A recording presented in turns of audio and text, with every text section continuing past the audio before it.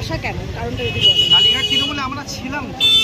তাহলে আপনাকে কেন ওই শিবিরে দেখা হয়েছিল? আমাকে বলেছিল এখানে সই করুন, আমরা আমরা সবাই দিদির সঙ্গে আছি, দিদির সঙ্গে থেকে কাজ করব।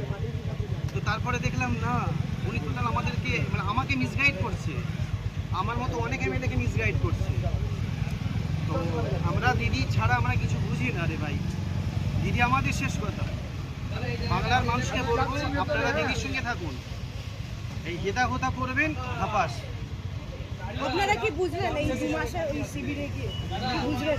না আমি তো 2 মাস কি, আমি তো দিদির সঙ্গে, আমি প্রত্যেক সপ্তাহে দিদির সঙ্গে উনি যে 2 মাস ধরে আপনাদের বোঝালেন 21শে জুলাই বুঝিয়ে লাভ হবে না তো, মিথ্যের উপরে ওনারা আছেন।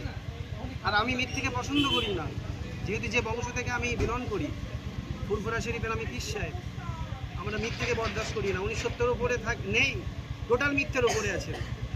আর মিথ্যের ওপরে একজনকে খুশি করার জন্য উনি আমাদেরকে টানার চেষ্টা করেছিল, কিন্তু না, আর ওনাকেও খুশি করতে পারবে না, উনিও একদিন ওনাকে সরিয়ে দেবে। কাকে খুশি করার জন্য? কাকে খুশি করতে চাইছেন? আপনারা বুঝে নেন।